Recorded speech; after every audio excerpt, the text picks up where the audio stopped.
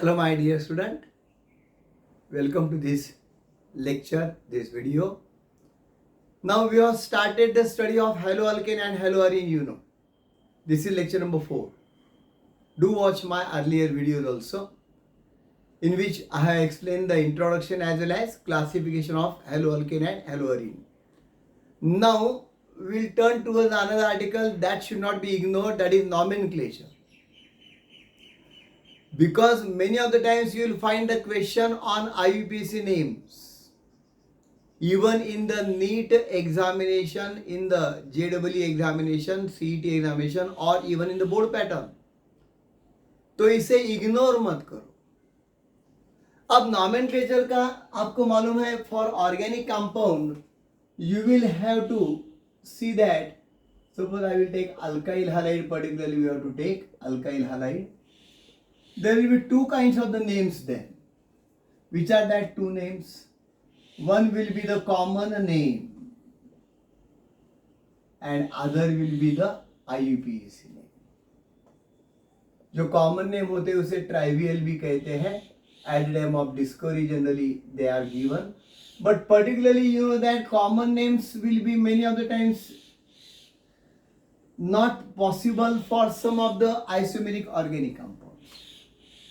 And that's why you will have to rely on the IUPAC name, International Union of Pure and Applied Chemistry. Okay?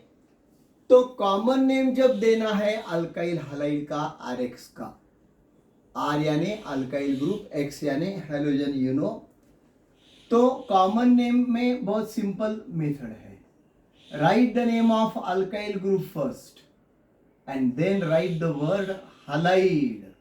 Name of alkane that halogen as halide. Chlorine है तो chloride, bromine है तो bromide, iodine है तो iodide, fluorine है तो fluoride. Simple है. और अगर IUPAC नाम देना है, then write the name of halogen in the form of halo as a prefix and then write the name of parent alkane. वो बहुत सारे रूल्स उसमें आते हैं, हमें मालूम है. Count the number of carbon atom, select the longest chain, right the name of the alkane, watch the branches if present. तो यहाँ पे numbering should be started from nearest end of the halogen. Okay, halogen के nearest and से numbering हमें देना पड़ता है. वो देखेंगे हम पर्टिकुलरली जहां तक अल्केन का सवाल है. तो ये जनरल में पहले ध्यान में रखो. R is any alkyl group, X is any halogen. Now suppose we start with this very simple compound, CH3Cl. तो हमें मालूम है CH3 का नाम क्या है. What is the name of CH3 there? Methyl. So it should be methyl. And then chlorine का नाम क्या आ जाता है? Chloride. Two words will be different. Methyl, chloride. So its common name is methyl chloride. Or what about IUPAC name? एक ही तो carbon है. So particularly write the name of chlorine as chloro. और एक ही कार्बन है तो उसका नाम लिखो methane, chloromethane. Very simple. Chloromethane एक ही वर्ड आना चाहिए. Because there is only one carbon, it will be called as what? Methane. Alkane's name is methane. समझो मेरे पास ये कंपाउंड है CH3 CH2Br and many other times my friend it is written as C2H5Br. तो भी हमें पहचानने आना चाहिए. You must be able to identify it. C2H5Br is same C2H5Br. अब क्या नाम आएगा? You know that two carbon alkyl group is ethyl group and bromine is named as bromide. Ethyl bromide. Very simple.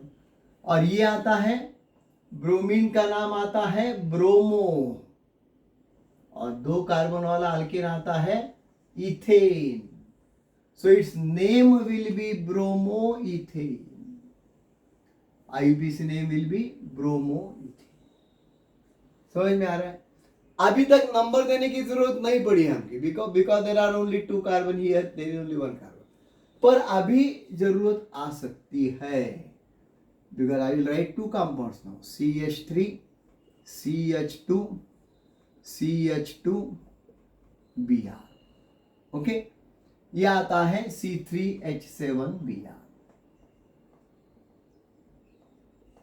Okay. और एक compound लिखता हूं यहां पे, CH3 CHBr CH3। ये देखो ऑर्गेनिक कंपाउंड्स की एक मजा ऐसी है, अलग अलग पैटर्न में उसको लिखा जा सकता है। It can also be written like this, CH3 CHBr CH3, or it can also be written like this, CH3 taken twice CHBr। Formula तो वही आता है, क्या आता है, C3H7Br। So this is minor thing, nobody will tell you in so much detail. That same compound can be written in the different ways. ये एक ही compound है जो अलग अलग तरीके से हम लिखते हैं, CH3 CHBr CH3 CH3 CHBr CH3, ये स्टाइल देखो और ये स्टाइल देखो, CH3 टेकन ट्वाइस CHBr।